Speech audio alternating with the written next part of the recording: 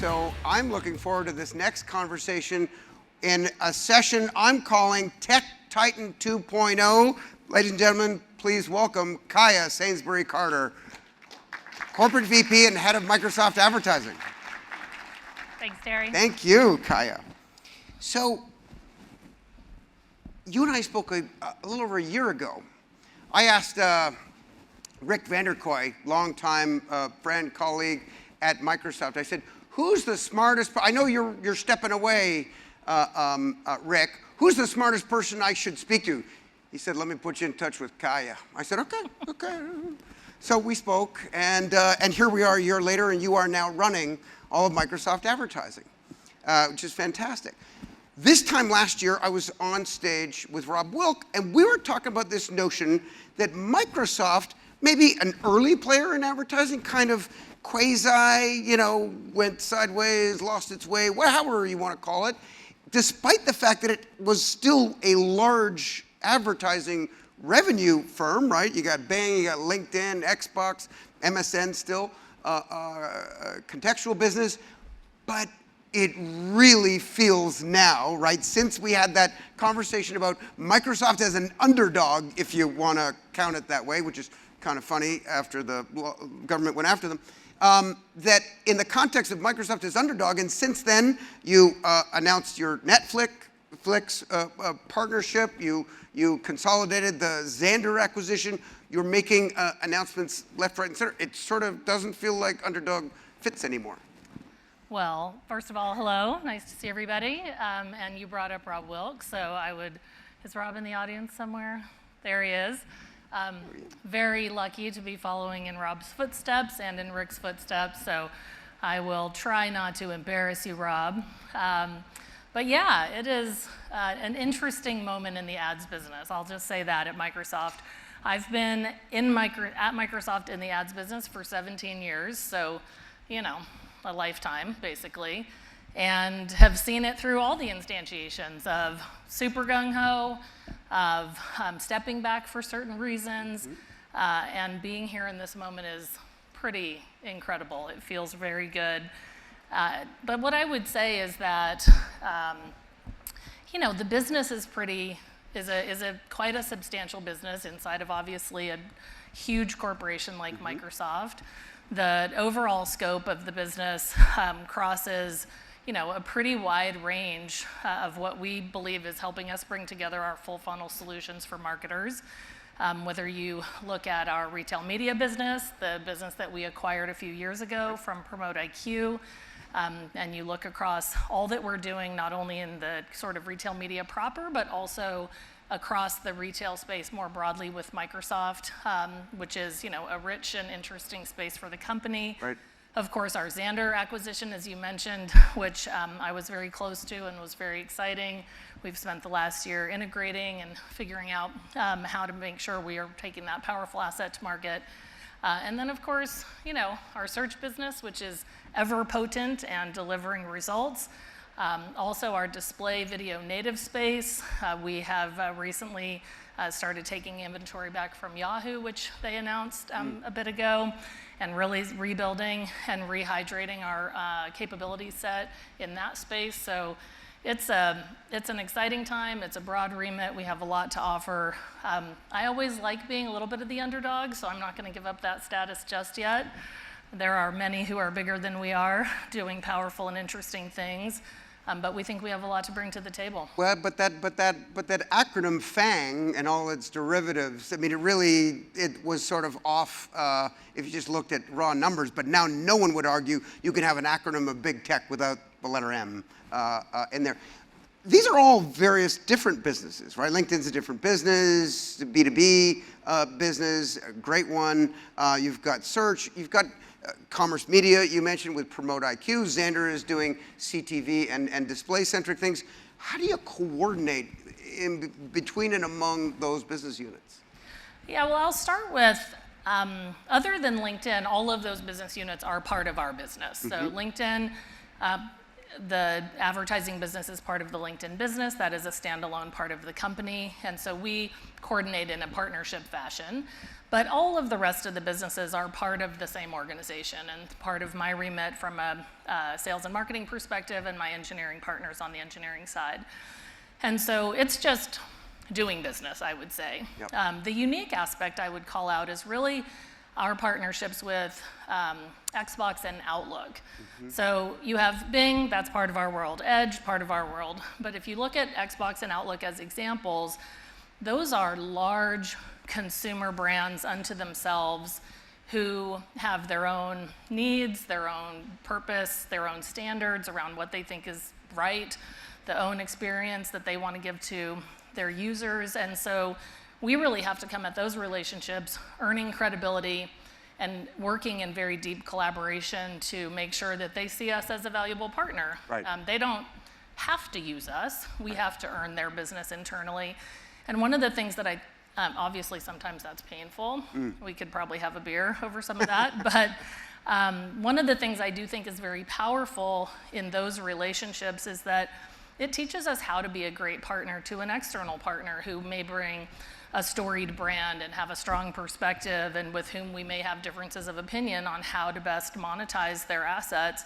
It teaches us to be a great partner. And so I remember that on the hard days and certainly appreciate that when we get into relationships with folks like Netflix, for example, where those things are very real and powerful. But as you mentioned, internal collaboration at a large company can be a challenging thing. These are all independent business units run by independently minded folks. A year and a half ago, mentioned this last year, but a year and a half ago, I was at a conference and Satya Nadella was speaking, and I love it every time Satya Nadella speaks because you learn like a ton of things. The guy is so incredibly smart.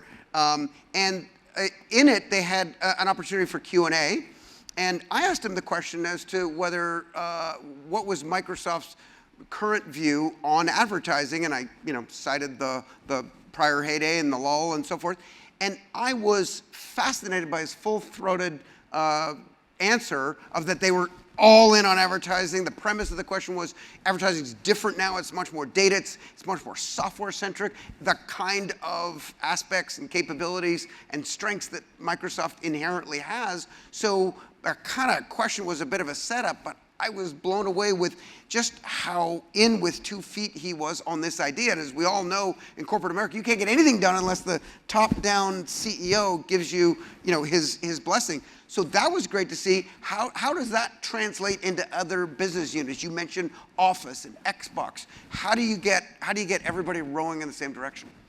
Yeah, well, maybe I'll take a step back and then I'll come back to Satya and his full support of the ads business. I think it's super important to say, we were never not in. Right. We've always been in. Maybe it hasn't been as obvious. Maybe we've made some moves that were confusing, but we've never not been in. And somebody shared an anecdote with me that I thought was interesting. I'll probably get it wrong, but in this context of a woman coming up to Picasso in some town square and asking him to draw her something, and he doodles something on a napkin and says, "That'll be $1 million." And she says, "It took you 30 seconds. How could that possibly be $1 million?" And he said, "Well, it took me 30 years to draw that in 30 seconds.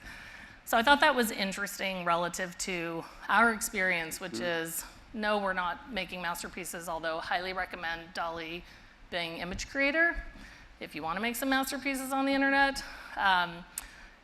But it's kind of the right anecdote, which is we have been working on this for a long time. We have been committed to it in different ways for a long time. Having a leader like Satya, who you probably know ran the Bing business back in the day, so he's not just passionate, he's also quite knowledgeable. And his CFO, Amy Hood, and my skip level manager, Rajesh Shah, who runs all of Experience and Devices, having them not only be passionate about conceptually, but knowledgeable about the opportunity is a game changer. And it's really enabled us to go across the company, as you noted, and create a layer of senior leaders who understand that advertising can be a sustainable monetization engine that does not compromise and sacrifice the customer experience. 17 years ago, when I joined Microsoft, certainly not the case. Right. Even 10 years ago, not the case. So certainly their support has been pretty powerful. The other thing I would add about having that support and being at a company like Microsoft is that, you know, we're making decisions about advertising in the context of a huge company where the majority of our revenue does not come from advertising. Right. And so part of that support also comes with an obligation to make decisions in the context of what Microsoft is trying to do more broadly. Right. So if you think vis-a-vis consumers, for example. Vis-a-vis consumers, but also vis-a-vis enterprise decision makers who themselves are also consumers, Right. who care about what Microsoft brings to the table relative to privacy, relative to trusted technology. And so over the many years, as we've been making decisions about how we use data, how we think about targeting, how does data leave our walls, like all those sorts of normal conversations in ads, it's made in that context of we support you, but we support you as part of this world. Right. And you have to play in this world where we believe privacy is a human right. Microsoft runs on trust is our motto. Yep. And so I think it's a pretty interesting place to be in ads in terms of how to think about advertising as a part of a large enterprise play. Sometimes it has made us more methodical, Right. but I think it's also made us more sustainable. Right. You know, with we're big believers in the concept of comparative advantage, which is to say inherent capabilities that materially make it easier for you to propagate a particular business. I could cite a variety that you have in Azure, Edge, your huge consumer network, especially with hard to reach younger folks with your gaming assets. What do you think are your sort of, and of course, and we're going to come to AI because that's like the biggie. Got to finish, always got to finish. Every conversation will finish with AI, I guarantee you. Or M&A, one or the other. They're interrelated. What are the tools that you believe give you sort of like that sort of, not unfair, but comparative advantage because, you know, the big other players have those kinds of tools as well? Yeah, well, I would start with, we have a unique array of assets in a single corpus. So if you think about having a search engine and a large news publisher and a gaming console and ads business, having a social network, a DSP, an SSP, a retail media platform, a browser, there aren't really any companies who have that full gamut. There are pieces that other companies have. And so when we think about bringing a full funnel marketing solution to the table, we're really looking across that whole corpus to say, what does that mean? Mm-hmm. And how do we tie all of this together to make it easy for marketers, easy for advertisers? And you know, the advertising business at Microsoft is one of our fastest growing businesses, certainly on the consumer side. And we think about it not only in that corpus, which is like my day-to-day, but also in the context of broader Microsoft. So we can have a great conversation with you as a marketer about your needs, your marketing solutions, your advertising, but also we can bring our partners internally to the table to talk about how's your infrastructure actually going to enable that in an efficient way over time. So I don't sell Azure, but we can still create that conversation. And it's a pretty powerful ecosystem. It's also a really interesting way to develop deep, meaningful relationships that are pretty substantive over time, where we're a part of business transformation conversations, not just advertising conversations. I gotta imagine it's half expected at this point, right? Because Amazon is selling packaged solutions, Google's trying to sell packaged solutions, so it just sort of feels like that's where the marketplace is going. There's all this consumer data, and you have a ton of first-party consumer data, but it feels like it's balkanized, right, across the web. And you know, where does Microsoft see the spectrum of walled gardens? We had an interim go-to-market strategy we're calling hedge gardens, or open web. Where do you see yourselves playing on that spectrum? We are very committed to and focused on a goal of a web that works for people. That means that it needs to be open, it needs to be free, and it needs to be trusted. So that's, I would say, our top line perspective. And that means that it needs to work for everyone. It needs to work for consumers, it needs to work for advertisers, and it needs to work for publishers, because that is the virtuous cycle that actually makes it work. When I think about working in advertising, when people are really freaked out, I usually say, it's just ads on the internet. Like, no one's dying here today. But there is purpose in the internet, right? The ads keep the internet free, and they fund a free and independent press.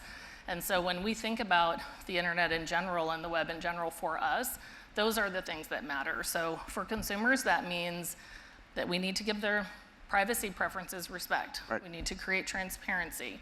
We need to give them an appropriate level of controls. Yep. For advertisers, that means that we need to give them access to our unique audiences within our space and with our data, but we also need to make it easy to find their audiences across the web. And then with publishers, and this is certainly even more, coming up even more relative to the AI topic, we need to give publishers different types of monetization opportunities so that they can do what makes sense for their audiences. Right. They can monetize the work that they do, the incredible content that they create in ways that make sense for them. So that's the inbound, the inquiry from your clients about applying, because they now know that you are leading in the AI world. There must be, your phone's got to be ringing off the hook of people saying, hey, I want solutions that are AI powered. There can't be a conversation either internally or externally that doesn't have open AI as part of the dialogue, I would imagine. I mean, not if I can help it. Differentiate and sell. You mentioned with purpose, and I noticed on your email signature, you write with purpose, and I think it has a broader meaning than even in the business context. What does it mean? It does. I'm glad you asked. And is Kirk McDonald here by chance? Oh, yes? Well, I must give credit where credit is due. I understand that the highest form of flattery is imitation.